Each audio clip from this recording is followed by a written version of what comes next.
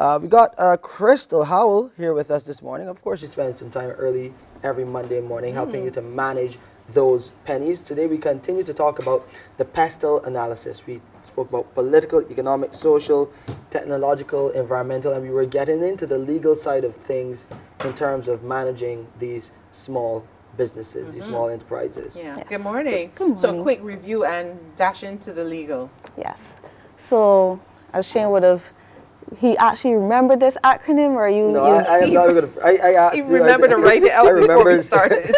some of them. I remember the economic for sure, because when you think about E, we always study the economy, Yeah. what is Yes. happening around us. Yeah, and how it impacts us as a business. So, just to recap, these factors are all external to us. So, you have to see where your business is going to fit, where all of these things are concerned.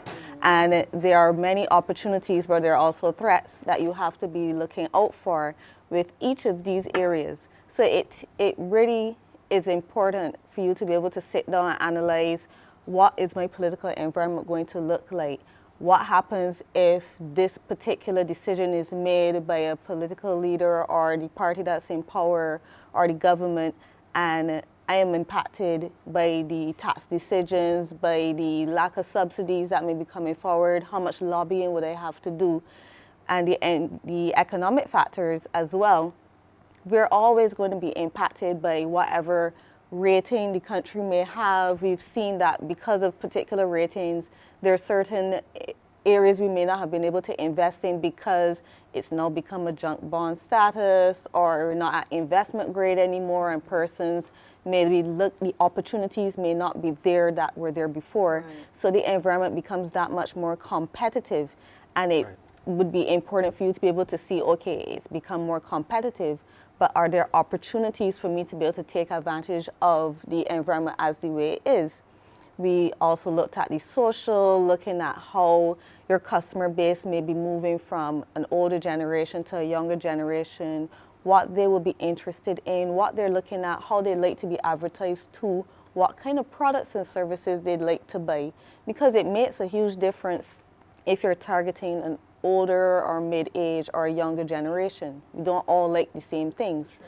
And not recognizing these social trends or keeping up with them could cause your business to fall behind, even if you're just selling food. Because we think of things like, man, everybody likes chicken and chips. But as some person moves into a more mature age and the doctor is telling them, Watch your cholesterol. And everything else, what happens when the persons that you've been traditionally catering to, their taste moved on because they're trying to be more conscious about their health and all these other different factors? Is your business going to be willing to be diversify, or are you going to make the effort to look for new customers, a younger crowd who may be more into that kind of thing because they can work it off, or they know how to manage their health in that way? So all of these things you have to take into consideration, and then we touched on the technological. And you mentioned a bit of it there, because many businesses are using that social media side of things to get the message out there. I've seen a number of car wash businesses, especially on Instagram, popping up. Car wash businesses are on Instagram? Wow. Nice. Exactly. So they're using the technology for sure. And then you talk about the environmental concerns. Yes, which you didn't remember that there was a nice little environmental roundabout thing going on. You're right. But companies are becoming more environmentally minded, and sometimes you even see something as simple as them donating 10% of their proceeds to this particular cause, or to make sure that they give back to their environment, helping with cleanups. And it appeals to a certain crowd to know that the purchase that they're making does go back into helping the environment that they have. You may have persons who donate a skip to their community. It could be something as simple as that, encouraging recycling, or anything else that helps you to show that your business actually cares about more than just making a profit. Okay.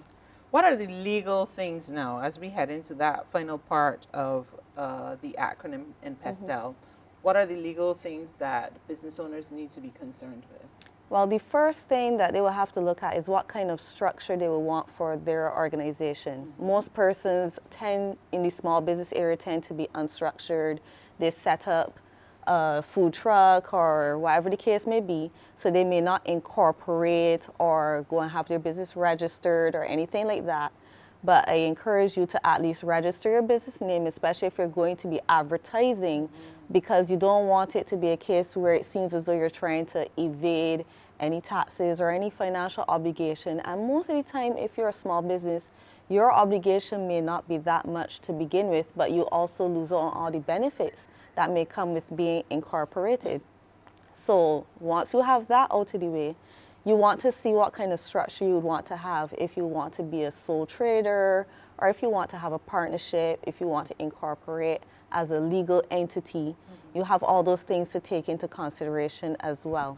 I know people worried about how expensive this process can get in terms of registering and incorporating. Registering and incorporating is not very expensive. It may not be as straightforward because sometimes it takes some time for everything to happen. I know some persons have had difficulties getting, say for instance, a charity registered. The process may take some time. And they're unsure about the process because most of the time you may have to go to an attorney at law to help guide you through the process. Yes, but I know some persons that went straight to go and get incorporated. They didn't have to use a lawyer. They just pay the fee. I think it's about $100 to $200, and they register their business and they're good to go.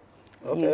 That's registering the business name, Yes. but the incorporation costs And getting a little bit more. yes. Yeah, And then but it could be more expensive in the long run if you don't yes, incorporate. especially if you're going to be trying to avoid taxes because you want to fly under the radar and then you're caught. You Sometimes gotta it's pay not taxes. worth it. Yeah. You just get VAT registered. You make sure you pay whatever taxes you have to pay, and fly right. So that when you're advertising your business, you don't have to be worrying about somebody going and reporting you, and then you have to go and explain and get all of the invoices. And if you don't have all of those things, they're going to assume how much money you've been making over the years. Wow. Crystal, the first thing I think about when you say legal in pastel, I think about getting sued too. So that's something Yeah, else Exactly that we why got to talk about. incorporation is important. There's a Yeah. lot that you have to take into consideration when you're talking about legal. So Yeah. it's not something you should take lightly or assume, oh, I'm too small to be worrying about all of these kind of things. I know persons with very small businesses who get incorporated and they fly right and they know that they can advertise as they like and they can push their business because they don't have to worry about running and hiding and ducking. And they should also Yeah. solicit the right kind of advice because Correct. the next thing that we're going to be dealing with when you come back is risk, the Yes. risk involved in all of this, and break Yes. that down as well. So, as always, we appreciate your contribution, and we look forward to the next time we have a chance to chat